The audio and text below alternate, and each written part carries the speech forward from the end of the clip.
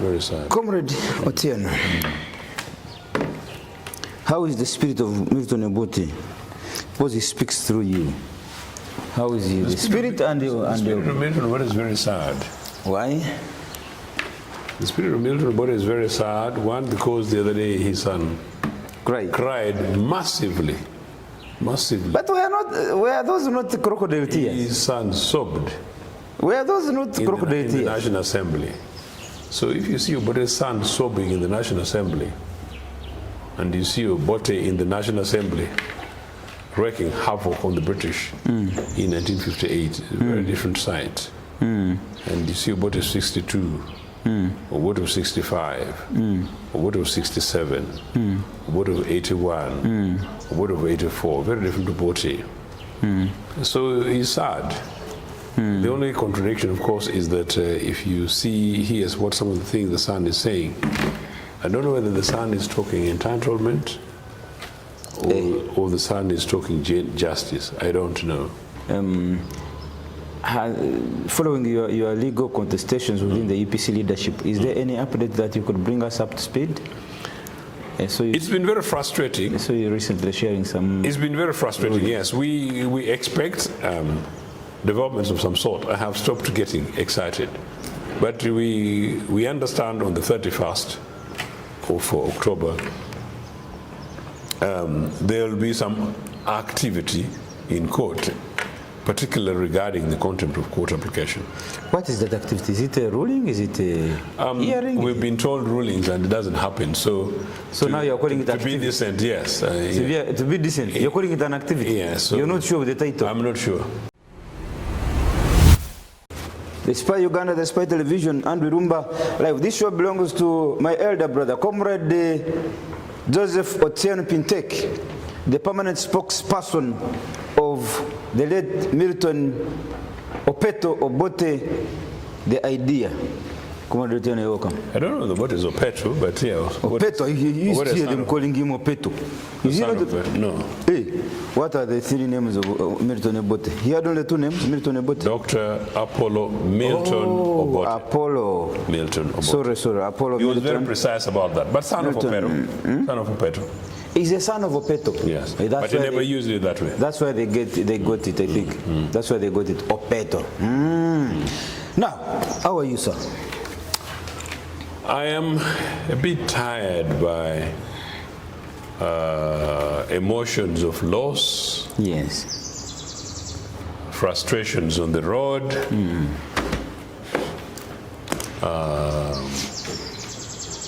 Fatigue. And the slow pace of my country, but I'm okay. Okay, so we are going to start on a low key. First, I will begin with myself. Comrade, last week we didn't have a show. No. I was not around. I have been camped in the Albertine region.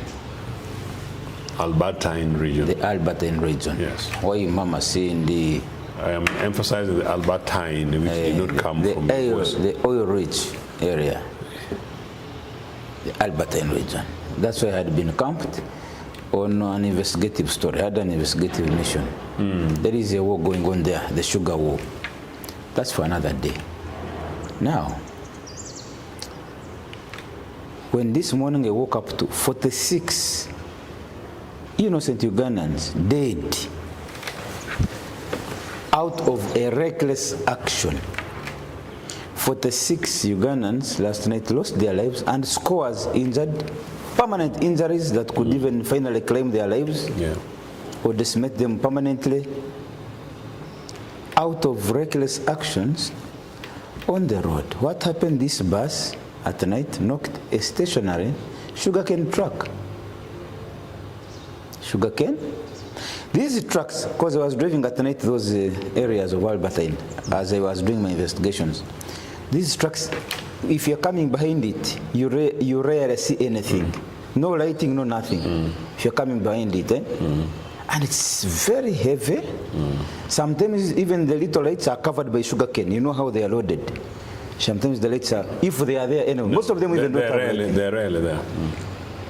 If you're coming from the front, They even have, sometimes they have these little lights. You may think it's a torch, like two torches held by a boda man. Or a bike or a motor on the other side. Or a bicycle. Yes, yeah. You may think it's a small what? Yeah, thing, truck or whatever. So, I don't know what happened. I don't know what happened yet, but those are some of the conditions of those sugarcane trucks. Now, me personally, as I was coming on Sunday night in Luero, some good kilometers to Kasana, Luero. These trucks that transport these cows to the abattoir. You know these trucks, fossil trucks. Yeah. Somebody, when they got a problem on the road, he parked the truck on the roadside, but not completely off the road. He ate part of the road. After eating part of the road, he got his tire, big tire, these truck tires. He placed it on another piece of the road. So from his truck that has already eaten part of the road, the next distance from his truck into the road, he places the tire and he starts working. Why? He's saying he is guarding himself from an oncoming cars from knocking him.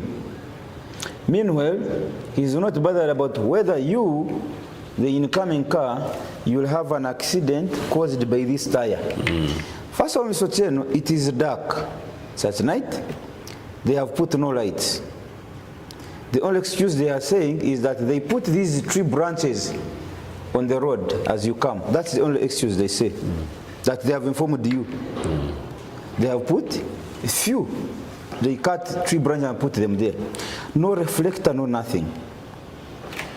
Even the tire, now the other trees you've seen them from there, but the tire itself has nothing to highlight it that there is a tire down. No reflector, yeah. Thirdly, when there is another car coming from your direction, it kills half of your light. You are aware that when a car is coming your side, you lose sight halfway. You cannot be as clear as if there was no. So I come into this and I hit the tire directly. As you have seen my car, I almost lost my life on a Sunday night. Almost lost my life. Mr. Ochieno, the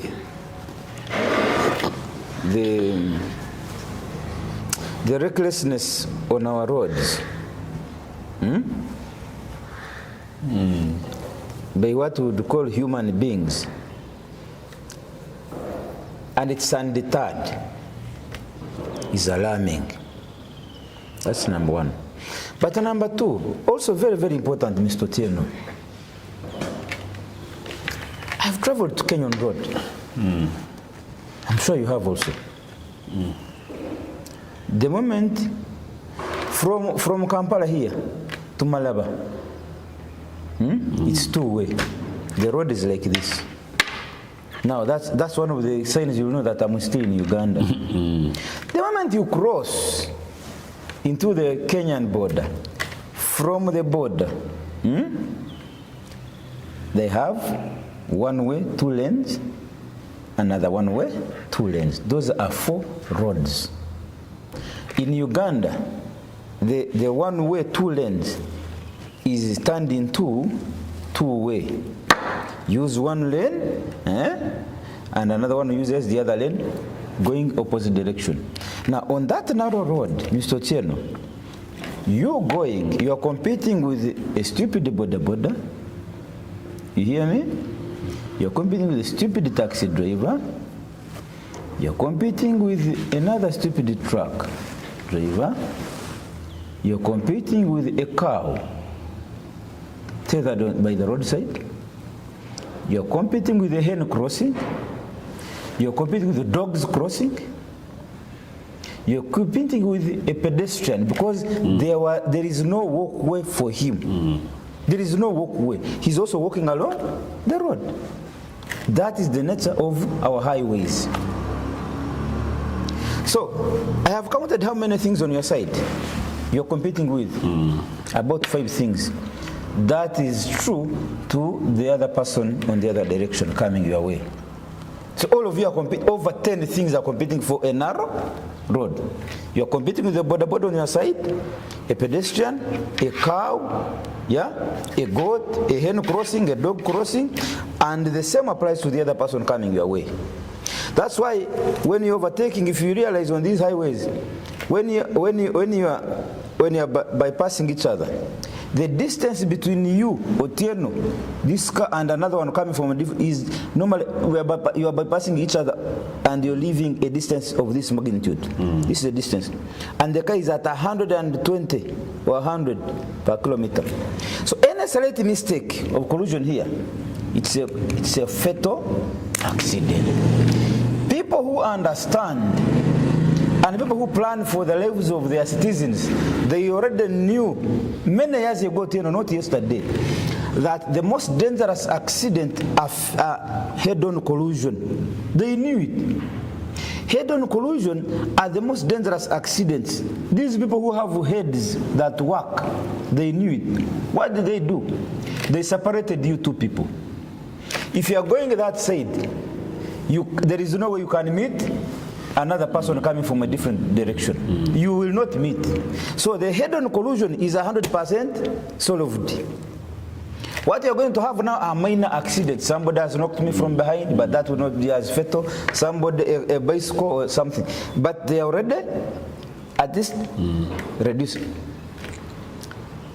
If you look at that Gulu Kampala highway, Mr. Ochieno, look at the width of that road. Look at the width of that road. How wide is it? And you find a bus trying to maneuver to bypass a sugarcane truck. Then there is another bus. So there are 3 big things, all of them trying to use this narrow road. When an accident happens, the police comes very fast to blame the drivers. Reckless driving. They forget, every time there's an accident, they forget to condemn the other reckless government official who okayed this one narrow road to be used by 2 people. They don't do that. They don't blame that reckless government official or that government that left a lot of reserve road on the sides and decided to create a very narrow path. When you look at this Gulu Kampala highway, there's a lot of reserve road, reserve space. The reason why UNRA, even buys off people near the road to give a wide road is such that there is an expansion in terms of width of the road, isn't it? But you find the road is just there, the land is just there, and somebody has come here, said, I'm building a road. He builds this small road, narrow road, and people start using. When they die, you are reckless. But my other point also, as narrow as it is, look at its condition. Mr. Ochieno, look at its condition. My friend, I was in Rwanda. The roads are not as wide as those in Kenya, but the road is as neat as this.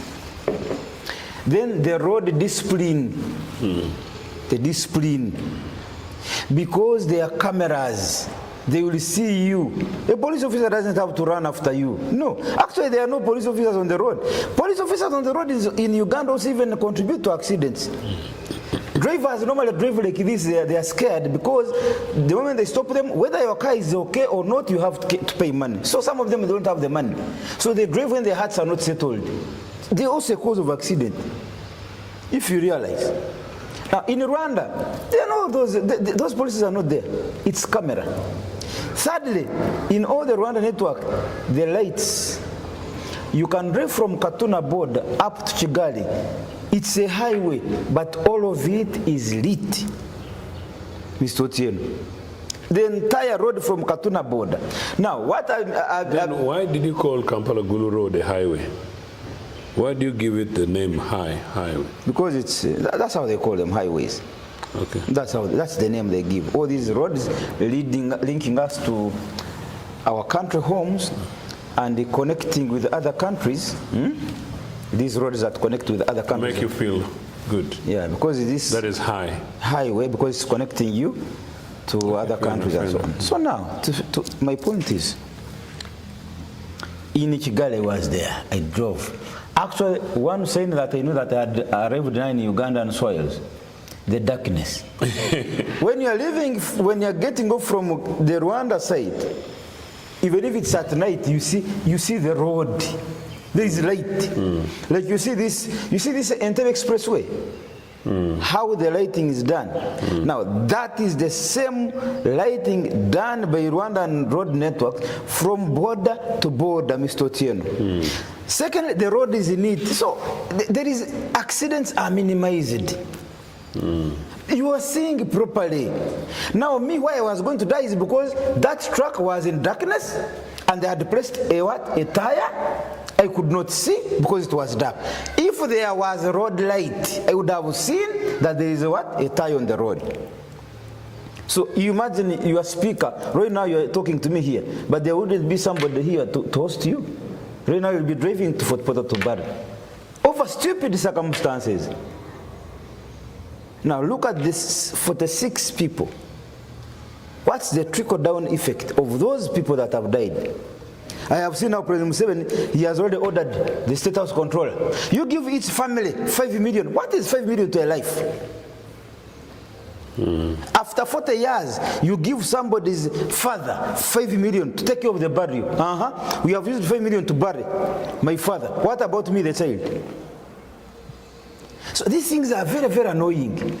40 years, you cannot think of constructing 2 times the bigger of the size of that road, Kampala Gulu Highway. It has killed multiple people. All they do is to commiserate with the family and give 5 million shillings for burial arrangement. 5 million is going to act on the burial, if it is enough anyway. Have you put in consideration about those children this parent has left? What about their future, their education? Now, there are people who are going to leave school. Right now, there are children who are going to leave school. Those 46 people in that bus, they are children that are leaving school now. They are women that are becoming widows now. 5 million from a president, from a government. Why don't you use that money to construct a wider road? I'm just saying that we thank God you're alive. Because on Sunday night, actually, I was traveling from Kenya. Hey. That same night, I traveled from Kenya, from a burial. But I think, like burial of Burial, I think that we'll discuss. Oh, but really? As you're saying it, it's just rolling in my head that the next I could have had is that whatever would have happened on that road with you.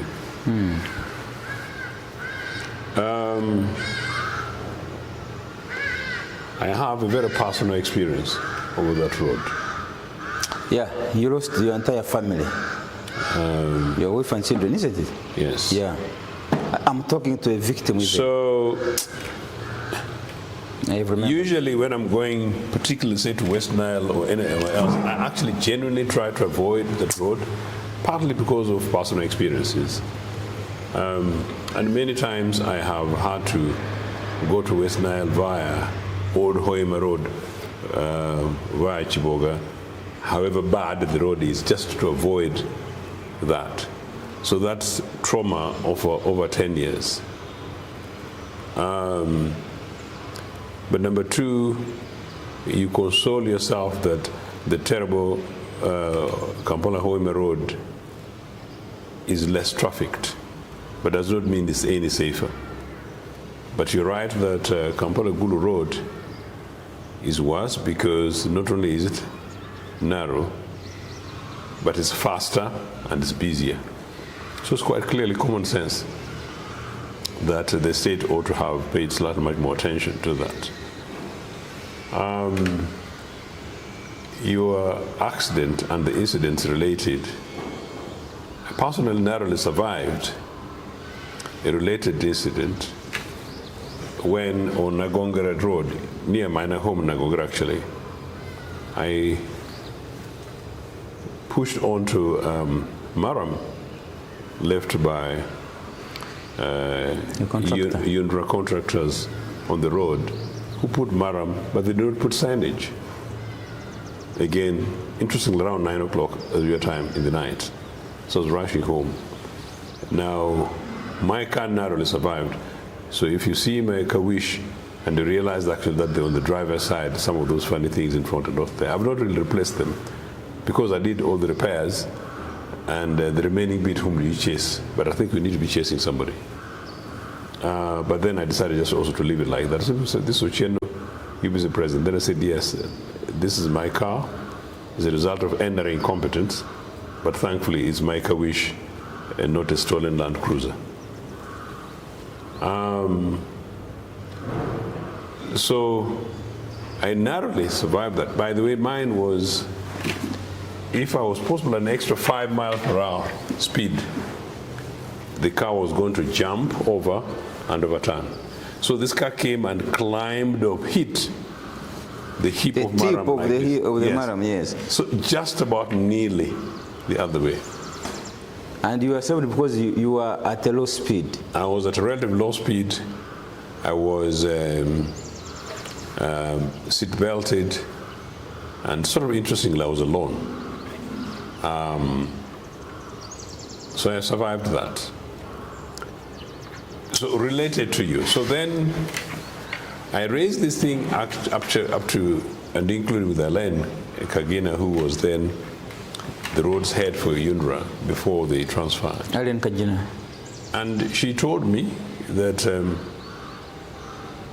they give money to contractors to take account consideration of all these things, including notifications.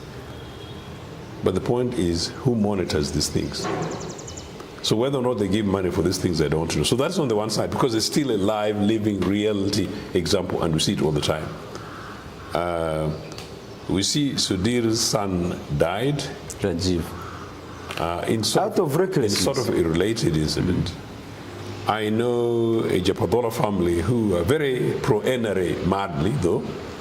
They lost a son. The son, this Jap person is, the son is actually a Munyankole boy, very posh, rich.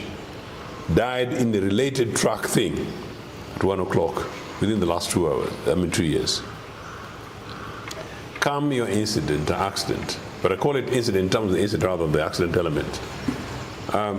Where are the road safety people? Actually, I met the commissioner for road safety. I think I need to pursue this, except I lost my contacts in a recent phone crash. I think we need to follow up these things. When I met this guy, he was very posh, he was very detailed, he sounded very clever, sounded very concerned. Somebody should be responsible for liaising between police, road safety, and others, including making sure that people know that when your vehicle gets damaged, these are the actions you need to do. I know in other countries, immediately a car gets damaged, you must have these reflectors. Yeah. You must have them, because if you don't have, you commit an immediate offense, one. Number two, you immediately alert the police. So the police should technically take overall charge of the situation. This case in terms of still road safety, in terms of clearance of traffic, even if there is no other vehicle. Where is the police? Meaning that even if it were at night, and should even be the more reason why police should be there. Now, the problem with the Ugandan police here, if you got such a minor incident on the road and you pulled off and you called the police to come and take care of you, like control the other traffic so that they don't get involved, just be rest assured that you have invited people into your pocket. No.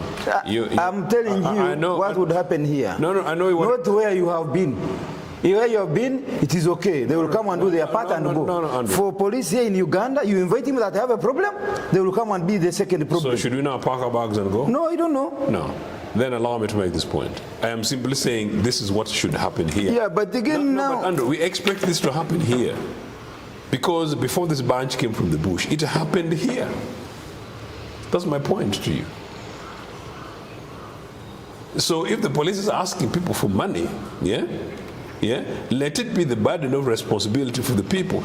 Let people whose vehicles have been damaged know that they are taxpayers, know that they pay. By the way, this is election time. Isn't it? No, Andrew, isn't it? It's election time. That's why Museveni is abusing people with 5 million shillings.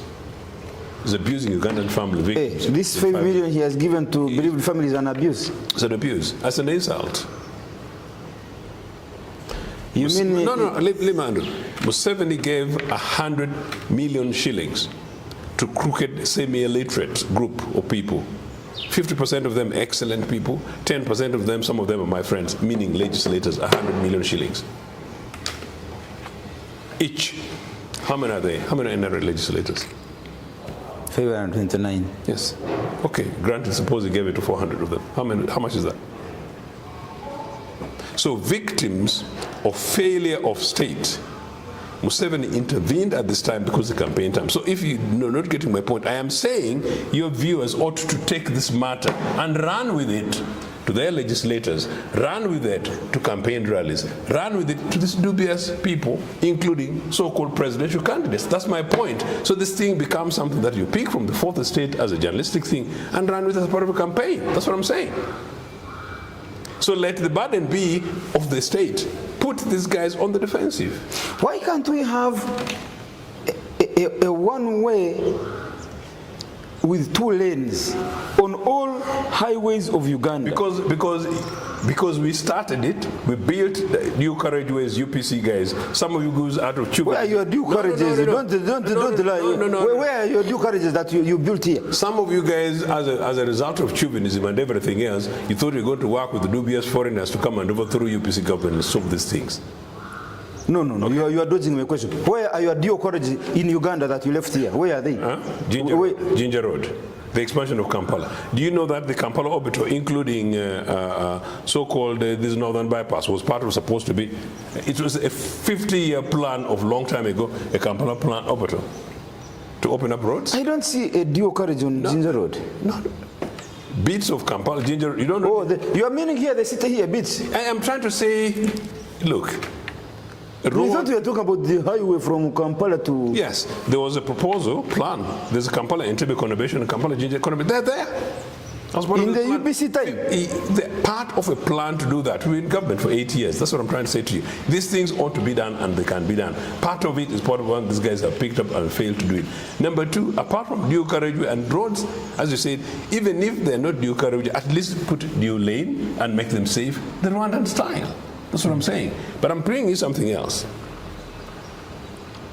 One of the reasons why heavy trucks and buses, and we've not even reached the critical thing of the 46 people. Those 46 people died because of this NRA bunch. Do you know why? We picked public service train services. Public service train services from Soroti, took it to Lira, took it to Gulu, took it to Pakwach, and built Pakwach Bridge. Meaning, if you, nearly 50% of those people would ideally have gone to Camp Ginger at the rail station, taken a train via the east, if by then we would not already have constructed the train services. You are decongesting the roads. You see, some of the people who use these buses ought to have taken domestic flights by plane. The fewer people would possibly have been traveling on UTC, Uganda Transport Bus Company, the People's Bus Company that we gave relatively cheap, safe, and convenient. Do you get the context? That is a regime mess. Yeah, only that you're talking in terms of fantasy. We should have this. We should. And when we were there, you did not do it. No, you're calling it fantasy, Andrew. You're calling it fantasy, Andrew. Please I'm don't. sorry to say. No, please don't. Because don't. Because you're breaking your own system. You as a fourth estate, you as a media, it would be wrong for you to tell people that what Ochieno is saying is a fantasy. It's a reality because it ever was. Number two, people, like young people like your camera people, ought to know that these things is possible. If an initiative within 10 years of our independence can visualize these things and start a process of doing these things, there's no reason why 40 years later, you should go going through the kind of thing. How on earth? And somebody is criminally responsible and somebody is criminally liable. But Ugandan citizens, for some reason, are allowing criminality to become part of a norm. Actually, you see, as civilized as I am, at least mentally, when this happened, you think it's normal? No, not normal. That's why I'm But I'm telling you what I did. I came, I confronted these guys. They were completely reading from a different script. They're saying, how silly are you to complain? Yeah, they were asking me, didn't you see the tree branches that we dropped there? Tree branches is not a reflector. But number two, I did not knock the truck because the tree branches had already alerted me. But the tree branches could not alert me on the tire that you put down. Yes. The tire. Yes. If they had put another reflector on the tire, you could watch it, you could light into that reflector, and behind the reflector there is a tire. They did not. As a matter of compulsion, all trucks, all vehicles should have reflectors Sign, yes. in the unlikely event that anything happens, daylight or not. So, in which case, if they don't, they should be liable, meaning police should take responsibility, take lead on that. These guys, I'm trying to show them their mistake. Number two, all vehicles must be roadworthy. In which case, trucks, particularly big vehicles, must be having that their brake lights work, meaning their brake systems work, and they've got lightings to indicate these things. Number three, I have had issues with people on the road, and sometimes I tell people, people see these border people putting a long thing on a road, tick. Yeah, it has become normal. They're not supposed to. It has become normal. In Uganda now, these long poles, construction poles, people used to hire a small pickup, small vehicles to carry them. Nowadays, it is the bodabodas doing the job. You find a bodaboda in town carrying these long poles, both sides.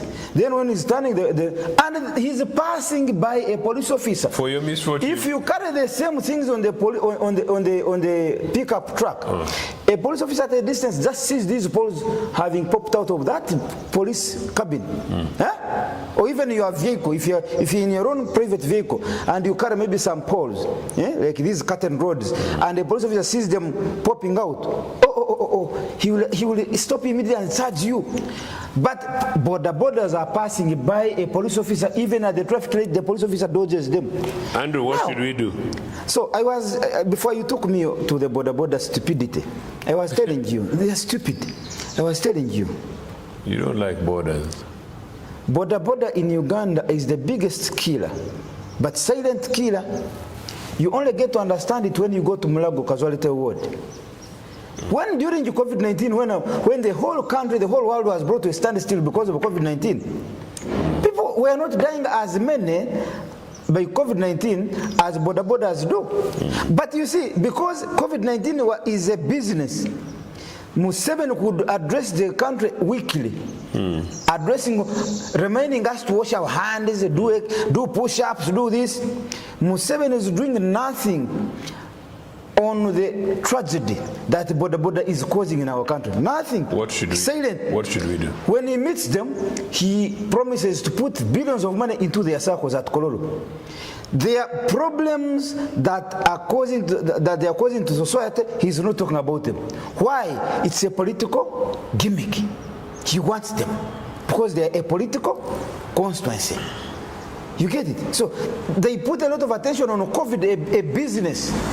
COVID is politics, but they left the border industry. But let me go back. These guys, they did not put a reflector on the tire. When I hit the tire, they started blaming me. But that were you not seeing the tire? How come other vehicles are passing? You see the stupidity. I also asked them, how come other vehicles are not stuck on the road? Why is it that it is only you stuck on the road? If that is the argument, how come other vehicles are passing? I asked him, how come other vehicles of your size are moving without getting stuck on the road? So you see that the level of argument is very crooked, and it was eating into my brain more. So what did I do? The police was 2 kilometers ahead because they have these roadblocks, the Kasanari road. I just bypassed them. I did not even stop to report. Yeah, I did not report. Don't you think you made a mistake? No, I did not report. Police in Uganda, you think you have reported to be assisted. No, you have reported to get more trouble. You have reported to get more trouble. What's going to happen? You know, Irumba is busy running to Kampala. He's a very busy man. If I tell him, parking his car here and come back tomorrow to hear his case, we park both vehicles here, he will need at least to ensure that he brings Kidogo and he takes his car. They will opt for that. So you will report, you think they are going to help you, you end up, they say now we are going to park 2 vehicles. Why couldn't you park and report and then refuse to leave the car? You cannot refuse when police has told you to park the car here because you're the one who has taken yourself. So I thought of all that nonsense. It's a Sunday night. Monday morning I'm supposed to be shooting my show and doing other things. I've been away from Kampala for a week. Then you enter into that police stupidity. They tell you park the car, you first bring the permit, bring the car logbook. Bring this. You put your lights. Are they working well? Were they working well? Let's test the braking system. They go into those semantics. But the ultimate mission is not actually that one. They want to show that they are working so that they find a way of charging you and asking you for money. So I just left and went. Don't you think then we are not helping ourselves enough? No, I have. Part of what we're doing now. I have tried. To highlight I have done a lot of. If you realize, you've been with me. I have done a lot in terms of advocating for righteousness. But you, Mr. Ochieno, sometimes you lose gas. Yeah, that's true. You talk about something today, nothing changes. Tomorrow, nothing changes. Then, do you know why people are dying? Museveni's contemporaries are dying and leaving him here. Why? The other time Odinga died at how old? At 80. Yes. Museveni is how old? It might be 86, but so what about here in Uganda? We have lost people. Museveni is going. They are dying. They are leaving him here. Why? They get overstressed. What about him? No, for him is not. I say he's Superman. Museveni is not stressed. He decided to leave. He decided to leave. Stop talking. He decided to leave Uganda in auto drive. He decided, Ochieno, when you look at what is happening in Uganda, it is in auto drive. This man, Museveni is not bothered. This man and his wife have been sacrificing for the last 55 years for you. Okay, fine. It should be me saying that. But what I'm saying is, Museveni left this Uganda in auto drive. We are in auto. So that's why he has no pressure. He has nothing. How do you know? Look at the age. His health is private. Look at the messages. You might be in trouble with his son. His son says, "Don't touch Baba's health." Look at the messages, age, and look at how he looks. How do the Bachwezi call their father? Stress is killing him. How do the Bachwezi call their father? I don't know. Stress is killing him. But the son said, look at most of these people. Stress. They are going to die and leave Museveni here because he forgave himself from the country, and now he's there. He's just seated there for you. Think he's there? He's not sitting. When actually we are in auto drive. This madness that is happening on the road infrastructure, the width of the road, you find the road is as small as a chapati. He told the people more that which one is more important, your life or the road? You don't allow me to finish my road, my point. The road is as thick as a chapati, as narrow as a rat path. But when Museveni is coming to launch the road, he's coming to launch it, and they don't ask questions. This Gulu Kampala highway, if you go and do statistics and see how many people have died, if you check statistically and see how many people have died on Jinja Kampala Highway. This road from Kampala here to Malaba and Busia, that road. If you check and see how many people have died from Busega Road to Fort Poto Kasese, that highway, Mitiana Road. If you check on the number of people that have died from Busega to Mbarara Bushenyi and so on and call Kabale, that all those highways, if you critically look at them genuinely, you will realize that they have similar problems. Narrowness. Before you talk about the recklessness of the drivers, of any person, the first problem is the road network. It's narrow and it's poorly maintained. If you do construct dual carriage, but one way, each dual carriage each road has 2 lanes taking, another one 2 lanes taking. Those people will never meet for this head-on collision, fatal accident. No, I think you're right.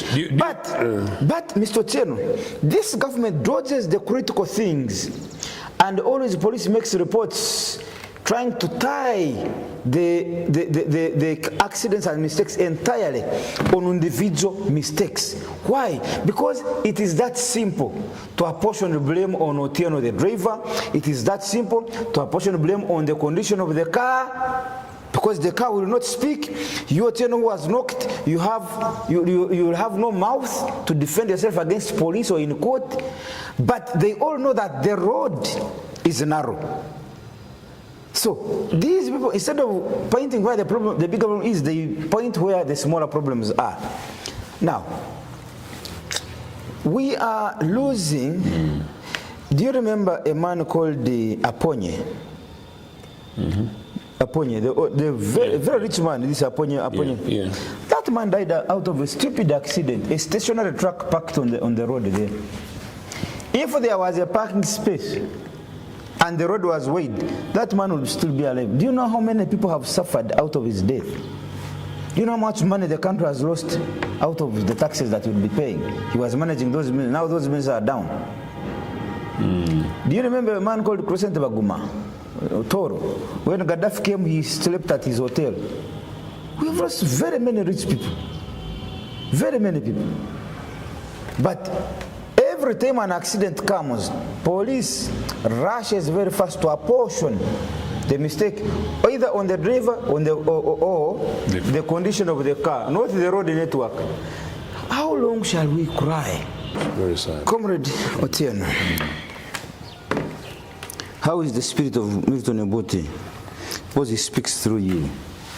How is he? The spirit and the spirit of Milton Obote is very sad. Why? The spirit of Milton Obote is very sad. One, because the other day his son cried massively. But were those not crocodile tears? His son sobbed. Were those not crocodile tears? In the National Assembly. So if you see Obote's son sobbing in the National Assembly, and you see Obote in the National Assembly wreaking havoc on the British in 1958, very different sight. And you see Obote 62, Obote 65, Obote 67, Obote 81, Obote 84, very different Obote. So he's sad. The only contradiction, of course, is that if you hear what some of the things the son is saying, I don't know whether the son is talking entitlement or the son is talking justice. I don't know. Because his submission and his tears confused you. You're not sure whether he's crying out of entitlement, that he I am very sad that he should be here, he should be getting this. I was very sad to see Jimmy cry. I felt it. I am the one who normally cries about some of these things, and I've been crying a lot. I didn't know that he possibly would do that. But do you think his tears were genuine tears or crocodile tears? Whatever the case, my concern is that he cried, but number two, the issues he raised. I got a little bit concerned when he was asking the NRA front bench to tell Mr. Museveni, to review his position.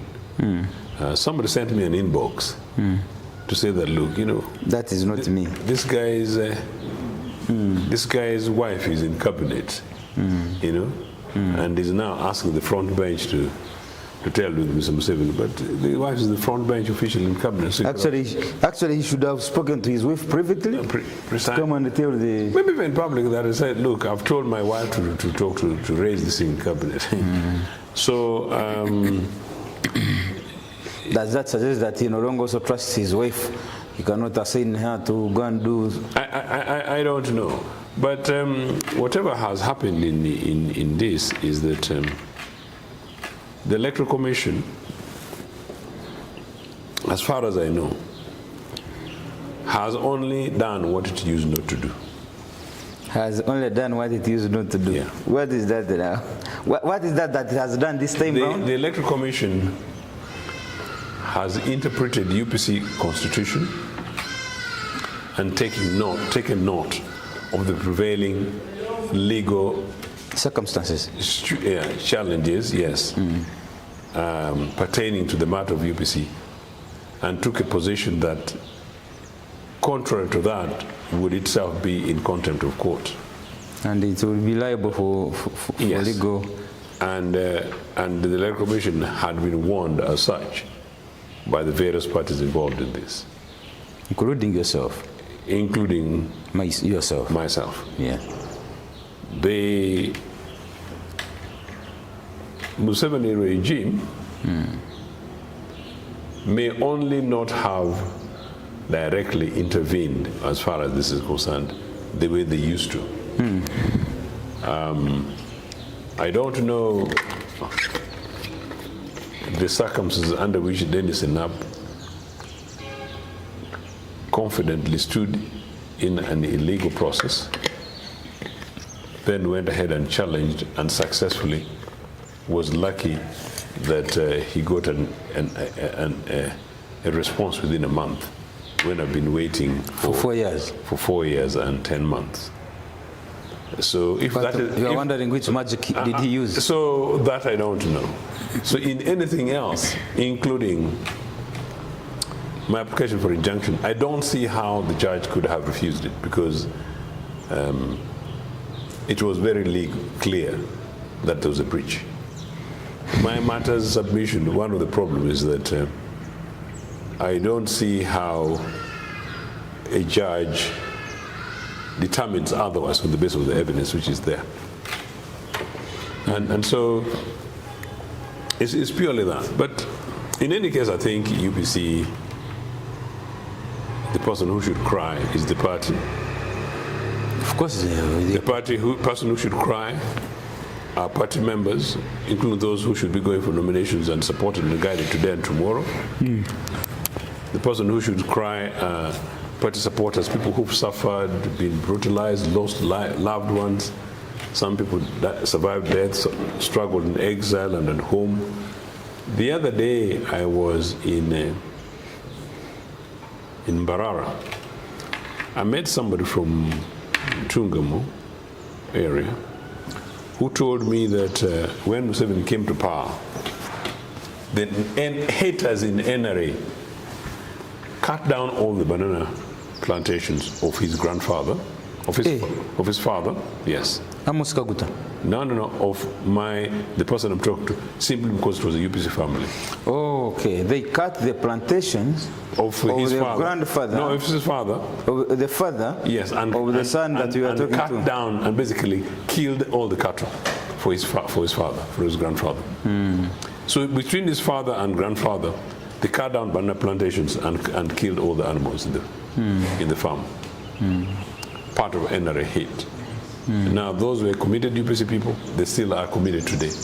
Although they're not particularly very actively direct, what they see happening with the UPC leadership is a very sad thing, and they can't believe it. So those are people who should be crying. And finally, I think the person who should be crying more than anybody else is myself.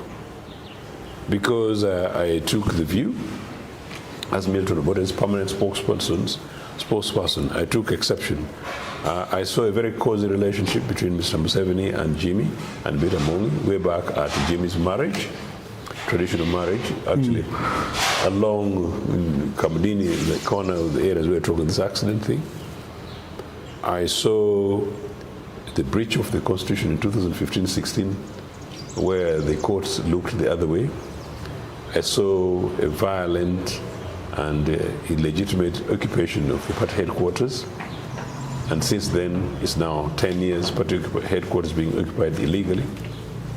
I've continued with pain, and once in a while I have shed tears, but possibly not on the front of television. Okay. The person who should be crying more and shedding tears myself. I won an election, and that election has been denied to me in the last 4.5, coming to 5 years. I believe deliberately. So I should be the one crying more than anybody else. But everybody is free to cry their way, and Jimmy has cried. Unfortunately, if it's on the basis of the matter that I'm talking about, I don't agree with him. And many people say one of the things that Jimmy's been saying, that he wants to set the record straight. I get concerned. As Milton Obote's permanent spokesperson, I've been seeking to set this record straight in the last 20 years. Sometimes I lose girlfriends, sometimes I lose social friends, sometimes I lose political friends because I'm boring them with setting the record straight. Sometimes I have television networks, but it's very cheap, television networks that decline to invite me because of my opinion on matters Uganda and because I'm going to set the record straight. But at a time when I was doing that, where was Jimmy? And when I'm being held back on many of these things, where was Jimmy? And when I was being called names as the angry Obote man, you know, because I was raising these things and everybody else was quiet, where was he? And as far as the election thing is concerned, you hold the office of the president, albeit illegitimately, in 2016, and there is no UPC candidate. Where was Jimmy? And in 2020, you hold the office of UPC president in spite of a Court of Appeal ruling that you should not proceed with the delegates conference. You proceed with the delegates conference. Get yourself, against actually the provision of the court, basically in contempt of court, you know, declare yourself president, you know, but come the ballot in 2021. Where was Jimmy? And in 2021, after those elections, having set the record straight and Obote and other UPs are being abused, where was Jimmy? In 2022, where was Jimmy? What happened in 2022, going up to and including Oyamba elections, where was Jimmy? The Jimmy Akena that talks these things is Jimmy Akena of the last 18 months to 20 months.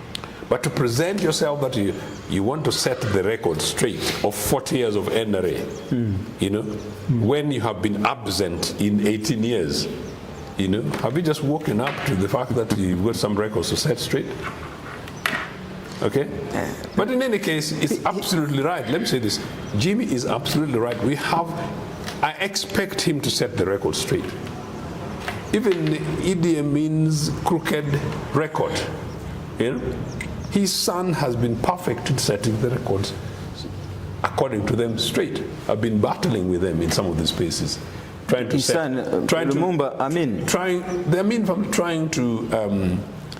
rehabilitate the name of Idi Amin.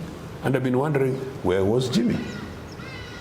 To rehabilitate the name of his father. So why now these tears of the other day, which if it's about setting the record straight, Jimmy is welcome. Let's set the record straight. You see? But if setting the record straight is then I'm not particularly sure. Okay. Comrade Ochieno, as we come towards our end of today's show, there have been some... and if you don't mind, let me just conclude. So if setting the record straight, you've got to do it by breaking the UPC constitution first, yeah?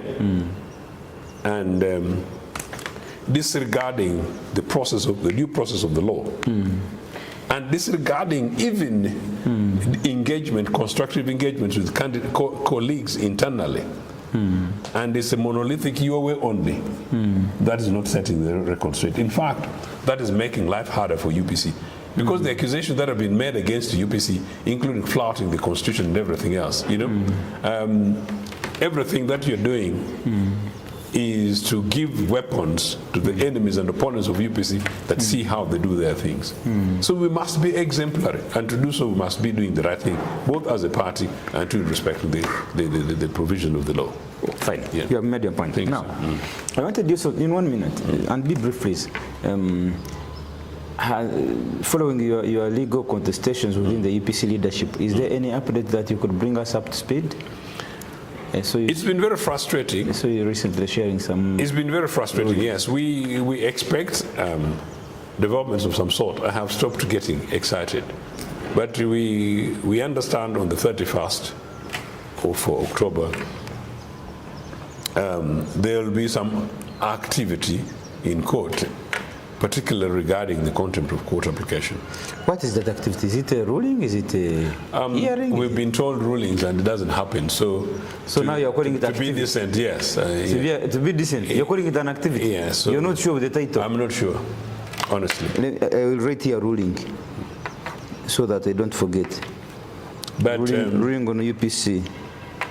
It's called contempt of court. Who sued you? We made the application. Yes. When you say we made, what do you mean? My lawyers did make, yeah. Okay. But the contempt of court means you've done things against the court, not against Ochieno. You know. But we helped the court to alert them that, well, whatever order they gave, you know, somebody. It's just like you telling your son, you know, I want you to wake up at 5 o'clock to go and do this thing for me, and by, you know, 10 o'clock in the morning, they're still snoring. You know? Okay, fine, you have made your point. Now, Comrade Ochieno, we have two more points to make. One is the presidential campaign is going on, and the last we shall end up with Odinga, the one you went to bury the other day in Kenya. So let's begin with the presidential campaigns. Ugandans have been used to kind of a rigorous political exercise, especially presidential. There are normally a lot of emotions attached to it. You have had the tear gases normally, police normally, and the army, the special operatives. Their budgets normally rise in anticipation of the next election. They have the biggest budgets ever in those 5 years. During the electoral cycle, in fact, some of them get an opportunity to raise their budgets without question. And quite a number of them normally, after the elections, you see them buying a lot of pieces of land in the villages and in towns and building.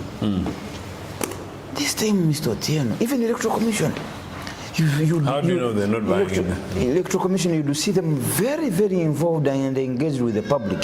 Civic education, you'd hear adverts on radio, TV. I am an online person. Right now I would be having an advert from the Electoral Commission. Last presidential campaigns, we had adverts from the Electoral Commission. Sensitization, messages, everything is zero. But the budget went. The budgets were released to do the same things that like they've been doing, but these activities are not there. Police is not releasing any tear gas. When they must release, they release very little. Now they got it. Now they got it by cutting off the candidate from accessing a certain period, a certain distance. Then they release a little gas. So now they might end up after the election in January 15th. We might end up taking back into stock all the weaponry that we had pulled out to use. Are you happy about what's happening in this electoral cycle? Is everything normal? Are you enjoying what's going on? Is that the normal way of doing things? Are we now, have we graduated from that, that tension of politicking during the electoral process to this kind of... Sometimes I ask myself, what's happening there? They say, oh, candidates are going for nomination. I was passing by in Tinda. What's happening? Oh, they are going for a nomination. Then sometimes I'm passing through towns like I've been traveling up country. You see some 10 people say, what's there? What's happening there? There is a presidential candidate so and so campaigning. You say, are you sure? Police Electoral Commission even come and guide you that please don't move with more than this so much borders. Your convoy must not have more than these vehicles. But if I have 100 supporters and out of 150 have cars, you want them to park them.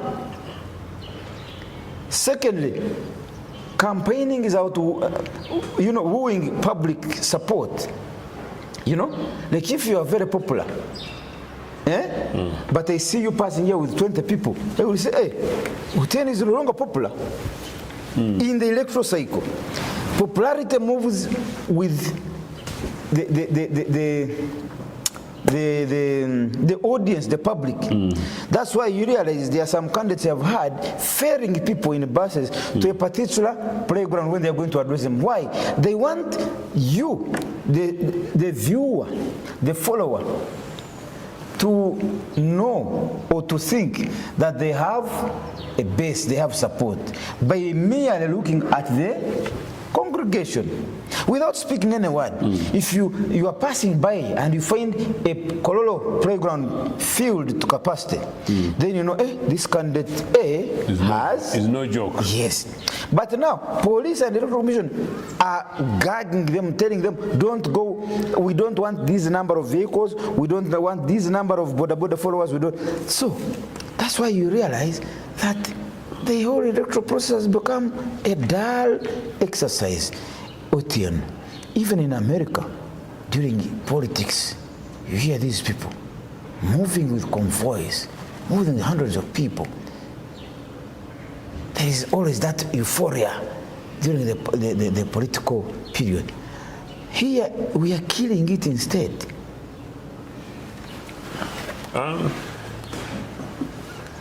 First of all, the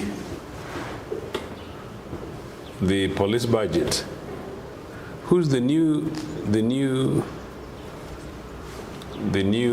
head of corruption mockery? IGG. Corruption mockery?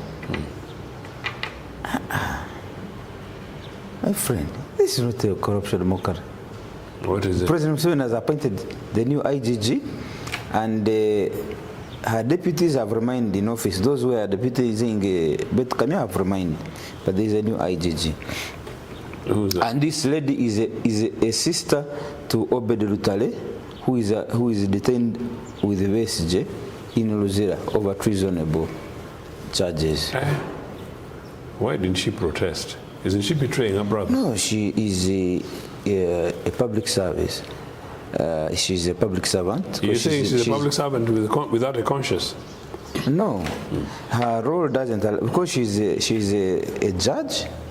She's in judiciary. I think she's a judge of the High Court or she something. Never went to school with the other judges. What do you mean? What are you saying? So Ben Lutale is that connected, and yet he's still suffering with basically. Yeah, but if you have committed a crime against the state, this one individual called the IGG cannot... has Obed committed a crime? An alleged crime. An alleged crime. So he's a suspect. So what do you want his sister judge to do? You want her to have a conflict of interest? That's what I'm saying. As a judge, she couldn't say that, look, it's unacceptable for my brother to be kidnapped. Anyway, even Amin didn't kidnap people like that. Amin would just kidnap and kill. So those are called killing. But you kidnap from Fort Portal, then you go and detain them in Kasongola, like Besije, and they will tell. So which one is better? The one who kidnaps and keeps, or the one who kidnaps and kills? Some of them kill. Some of your points are interesting sometimes. No, I am saying. So you're saying Amin was better because when he would kidnap and kill? How many times Amin would kidnap and treat people like the way they've treated NRS treated Besije? No, I mean, for Amin, he would not even give you a chance to see the light the next day. At least for Besije and Obed, they are still in Luzira, and they have even the But Museveni is not Amin. Okay, let's leave that point. Let me go to the electoral process. Are you happy with what you're seeing now? So I hope Lutale's sister... We have left that point. No, it's linked. I hope Lutale's sister is able to help check the money that has gone to the Electoral Commission and others why you're feeling so bored. Because even your network should be getting some money for adverts. Nothing, zero. Yeah. I think there's a change of tact. Change of tact. And I have for the better? Put it on record to NRA people that if you ask me between this one and last time, this one is nearer to what should happen, because I don't think elections should be a matter of life and death. Elections are about ballots, not bullets. But also NRA recognizes that what happened in 2011-21, had they started with the repeat, and should they, because we've been begging them in their own interest to behave, because had they attempted one thing in 2011, this country can easily cross the line. This country can cross the line. So I am glad that NRA has seen it fit to try and apply a different method. Now, as far as the 20 people, limitations of people are concerned, as I understand it, it's limitations of people for nominations rather than people turning up at your rallies. Now, those figures could be argued as few, but I think from an administrative perspective, it makes sense to limit. Whether or not that's an appropriate number or too little, I do not know. But for the purposes of maintaining order within specific areas, jurisdiction, it shouldn't be a problem.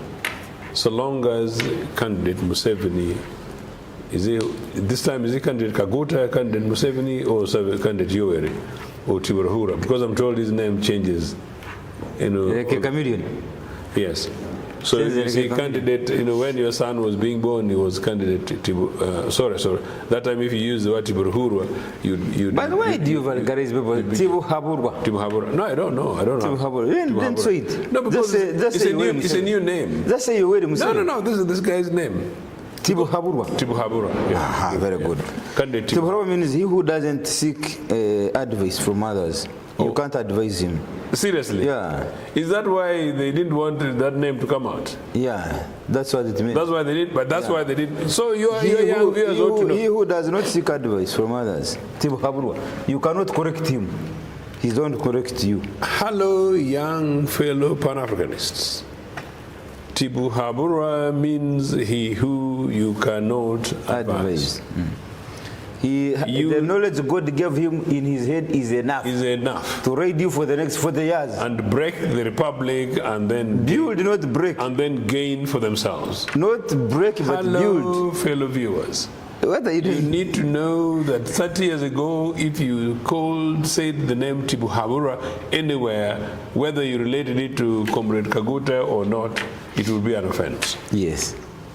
But Tibuhaburwa is now an official name of the man in charge of State House.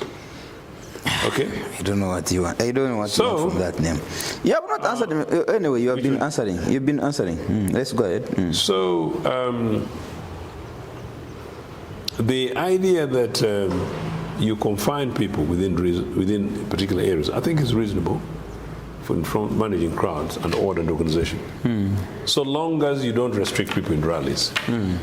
Obviously, these guys tried. So I think it was Chagulanyi in Busoga, where they blocked the gazetted route and redirected them elsewhere. They've been doing that for a very long time. I think that is wrong. And somebody leaves you. Somebody kicks you off the main road that is tarmacked, and sends you to a dusty, impassable road and says, that's where you're going to pass. It's as if you're not a human being. That is why people need to mobilize, organize, join UPC, we mobilize, organize, and then we reclaim this country, UPC, and then be able to reorganize it. UPC, a party with 4 presidents. Before you organize yourselves into one leadership, how can you mobilize? I've never known a Pan-Africanist too, when you mention UPC, goes, Because Arena, I have asked you before that who is your president? He said, I am a president. Jimmy Akena is a president. Enapu is a president. Are you looking for the president of UPC or are you looking at the value of UPC? Because those values must produce for us one leader. Those values you talk about, they must produce us. I am your leader. Why aren't you content with me? No, that's not the... If I took you to UPC head office here on Zenza Road, they ask themselves to ask you, Ochieno, what do you want from here? If you are the party leader, let's go together. Let's go together and have a coffee. Let's go together and have a cup of coffee in your office at Zenza at UPC headquarters. You see now the problem. By the way, you can't believe that I had offices there. This world can change. That time Tibuhabura was a wrong name. Now you had an office there. Of course. Now you don't. So that's what I'm saying. You cannot claim UPC can lead this country now when you yourself you failed to manage yourselves. No, UPC. It's like you failing to manage your home and you come to stand for presidency. UPC first manage your home. Will lead this country. When? 2069. It's a matter of time. 2069, I will not be around. By the mess, you'll be around in Jesus' name. 2069? No. Anyway, Mr. Ochieno, finally, you left Uganda and went to Siaya last week for Comrade Odinga's burial. Odinga was a statesman. Odinga was a Pan-African. Odinga was a brain. Odinga was a pillar. In the local, that's Kenya, in East Africa. You are in Nairobi to mourn the passing on of Comrade Raila Odinga, a Pan-African, a statesman, and so on. In your few words, if they asked you to describe the man Raila Odinga, you went to bury him. I'm sure there is that connection. Odinga was also Luo, and you are Luo, isn't it? I think there is also that connection. How would you describe Odinga? First of all, I want to tell you that the manner in which people have mourned Raila Odinga is, for those of you who watched on television and other spaces, and I avoided television for emotions really will give it to you, is unprecedented in the region. The manner in which people mourned Raila Odinga in Kenya is extraordinarily unprecedented. Considering the dynamics of politics in Kenya, just like in Uganda where sometimes identity takes over, that Raila was mourned the way he was, presented him as an extremely exemplary man. Andrew, I am very lucky that I am absolutely confident that I have seen, witnessed, and been part of, though this time not organization, but part of the burial of two of the most publicly, officially mourned individuals in recent history. Number one was? I was part of the mourning of Milton Obote 20 years ago. Okay, and now Odinga? Except the politics of the road to Luwero, which you remember that certain strange persons in Uganda, but allegedly said what is remains should not pass Luwero. And yet, for the record, it was never planned. It was a part of the organization, part of the plan. We never had the plan of passing Luwero, not because of that, but quite clearly the idea was... You wanted to pass it? Yeah, the idea was basically we wanted Obote to take the longest stretch. And the eastern route was the natural longest stretch for him to be grieved and as much as possible. We had, however, also thought before Museveni reluctantly granted state funeral, we had planned that Obote's remains in a private aircraft that the South African government was willing to give to us. We had planned that Obote's remains would land in Bushenyi, and we had intended that we would take him around the country. And of course Museveni knows that his regime would have fallen, maybe by the end of it. Now, when we left, when we left, so this government can't just fall like a mango from a tree. So in Kampala, and I don't know where you were there, your son was very young. The multitudes of people who came. Which year was that? 2005, October. The multitude of people who came. 2005, you were in which class? Yeah, just what? This man. Yeah. So time flies though. So the multitude of people who came to pay respects at Uganda House, and I'm quite pleased looking back how this thing was planned for the several days, then Parliament lying in state, then the events in Parliament, then the event at Kololo Independence Grounds. Now, for us living for the East, we genuinely did not expect that multitude of people. So I remember as we were approaching Jinja, maybe halfway actually, somebody called me, somebody called me and said, Jinja is chaotic, not in terms of disorganization, but the crowds were literally just overwhelming, so we should sort of prepare. And then I remember asking about police presence. So there are fewer police, meaning even the state didn't expect that multitude. And I remember calling Rugunda. Yes, because it just came to my mind. I said, look, who do I? So I called Rugunda. He was at Ndugu Ruhakana Rugunda. Ndugu. Is my senior OB? Okay, Ndugu. He's a Pan-African. Is he? Yeah, Ruhakana Rugunda. That's why he has no English name. He's one of my mentors in Pan-Africanism. I follow his teachings. Okay.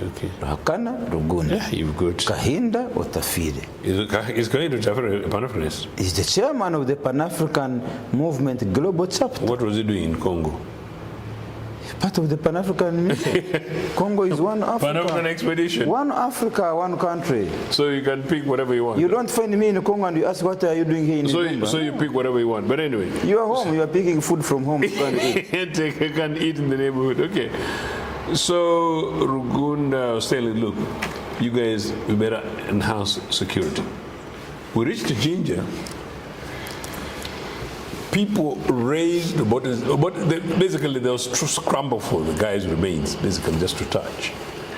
And we got overwhelmed. But I wanted to... Now I'm cutting it short, but I'm linking it. My question was... I'll answer your question fully. But because you are very... No, but I'm doing it... You always bring in Opeto. No, but Opeto is an important main one, and you'll see why I'm doing it. So from there, you go to Jinja, you go to Tororo, and all this kind of stuff. Particularly from Bukedia, you started seeing women falling on the road. Extraordinary moments. I shed tears like nothing. Now, fast forward, pick that, bring it to Raila Odinga. Over the days, what you don't see on television, the ululations, the people, it was madness across Kenya. It was madness in Siaya and madness in Bondo. This guy was madly loved. Why? Odinga's father was first independence vice president, Jaramogi. Odinga's father left the presidency to Jomo Kenyatta, as you know about the story. Oginga's father was a progressive left. In fact, Oginga's father is the Pan-Africanist, not Kenyatta. Oginga grows in privilege, huge privilege. Oginga studies engineering in East Germany. Oginga is educated and everything else.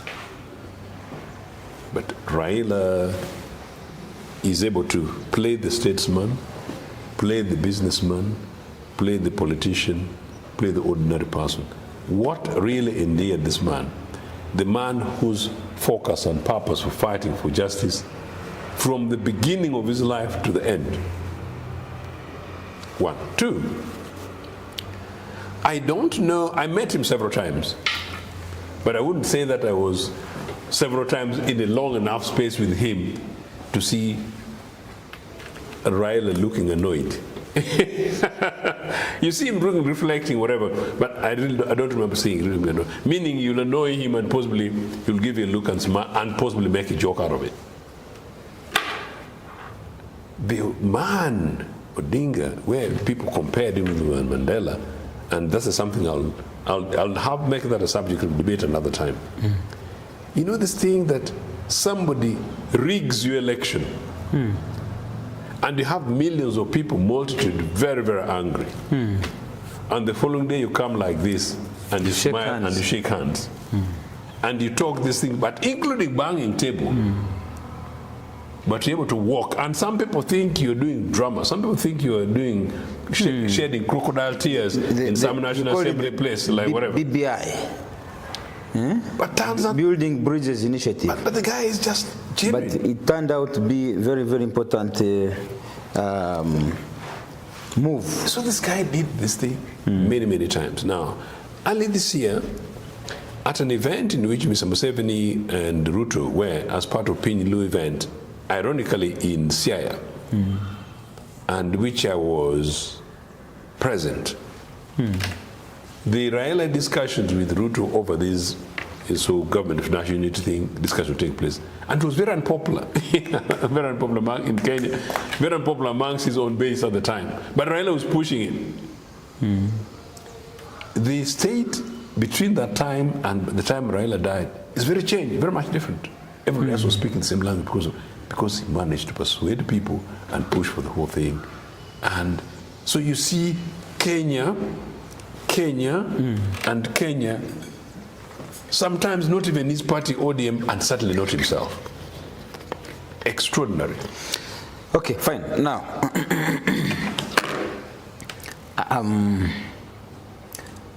finally, in 30 seconds, Comrade Ochieno, explain what will Kenya, what will East Africa, and what will Africa miss in the Odinga demise? That will be our cutting short. Yeah. You know, I was very sad, at least on 3 elections, that Raila was not able to be declared president.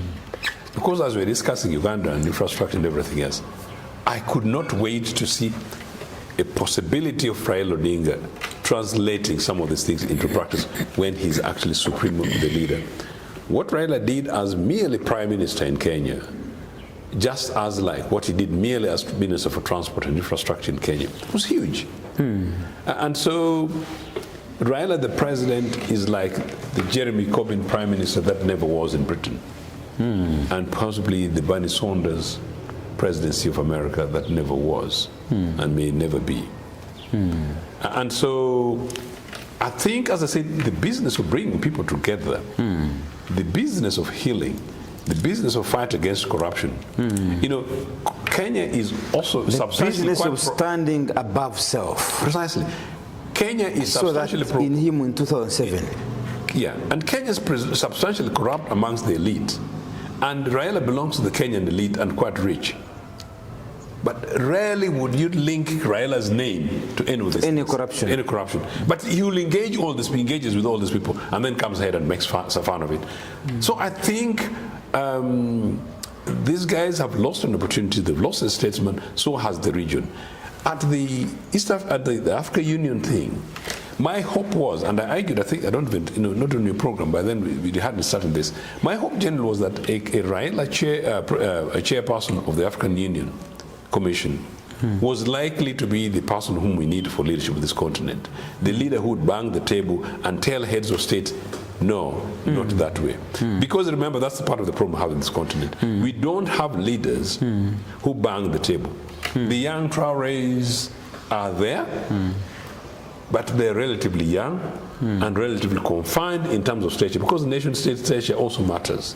You know, so the Raila miss on the continent, on the region, and in the country is huge. Now, of course, their party, ODM, as you wind up, people are saying what is going to happen. We just hope and pray that they would sort out. But I was quite impressed during the funeral, the number of quality leaders that emerged. Maybe you begin to look at this. His own daughter, Winnie. You heard her? Winnie, of course I saw. I mean, I was with them, you know, and it is extraordinary. Actually, Winnie impressed me for the first time on Sunday. All along, I was, you know, I'm a Republican, so I was even saying this family dynasty kind of stuff. But, you know, she's massively confident, massively impressive, massively detailed, and with or without Winnie, but across in terms of what the roots and foundations Raila has built in Kenya, across the identities, is going to stay in for a long time. Last 30 seconds, Raila massively influenced Ruto, massively influenced Uhuru Kenyatta. I think that guy has massively influenced anybody who's likely to emerge as a leader. And so therefore, there is a bar that has been set up in Kenya, that has been created, that I think is going to take some madman, unless you've got madmen, because in Uganda we have some madmen once in a while, who emerges as an alternative leader, that will disregard that as a foundation that will be put in that country for going forward. Thank you so much. On that note, Comrade Joseph Ochieno Pintek, thank you so much for your time. Comrade Ochieno, in 2022, I took up a plane with another comrade, my senior elder, Professor Lenyo William, because they were being brought together by that Luo community. I had profiled Raila Odinga very well. I moved to Nairobi, Kenya to meet him and discuss a few nitty-gritties on how he should receive his award. We had been planning to award him as a Pan-African, very, very strong Pan-African. It is this, the nitty-gritties that we had not yet ironed up with his office handlers. Yeah, because by the 2021 November, when we went there, they were in a massive election campaign. And Kenya is so huge. At that time, when I landed in Nairobi, I think I landed later than we had agreed. By the time he arrived, he had moved to another very far state. They have those states, So he had moved to a very far state, I think, bordering Ethiopia, something like that. So we could not meet. Then from 2022, we've been just like that, fighting to really finalize. But we had already identified him. We had already approved his award. I was only waiting for his acceptance to come. Either we go there to Nairobi or he comes to receive the I want to suggest this. So, he is somebody that we had already wanted to award while still living. Quite rightly. Now we are going to be forced to award him posthumously. Yeah. I won't suggest that we proceed with that. I won't suggest that, and I think I was also talking to Professor Juang, and he was relating to some of these efforts, and credit to yourselves, that I commit myself to working with you guys and to work with the family and to work with other people, including ODM, so that we build this and then do it fairly over the next not so long distant future, and to do so appropriately. And I think now that this has happened, even if it's posthumous, it should be able to help keep the light burning. One, of Pan-Africanism. Two, of the best qualities and values of this. But then three, also to link some of the work that you guys do to reawaken the younger Africans to the fact that there are people, as I said, like the Lailas, however privileged, that you can also be privileged and also be ordinarily African, and that Pan-African needs leadership, and leadership of Pan-Africanism is really also about making things happen in a selfless way. Thank you very much, Comrade Joseph Ochieno Pintek, for always accepting my invitation. This is the Andrew Rumba Live, and this episode belongs to Comrade Joseph Ochieno Pintek, the permanent spokesperson for the late Milton Obote, but the idea.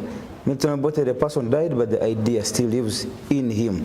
And that could be the reason why I saw what he's calling crocodile tears, but why I saw Jimmy Akena, the son, crying in parliament. I did not call it crocodile tears. That's your word. Who called? Those are your words. Yeah, okay. Okay, what term would you give them? I am just sad to see it. No, give me a terminology to use that moment when he cried, those tears. What term could we give them? Tears of Jimmy's emotions, whatever his emotions are, I generally don't know. Yeah.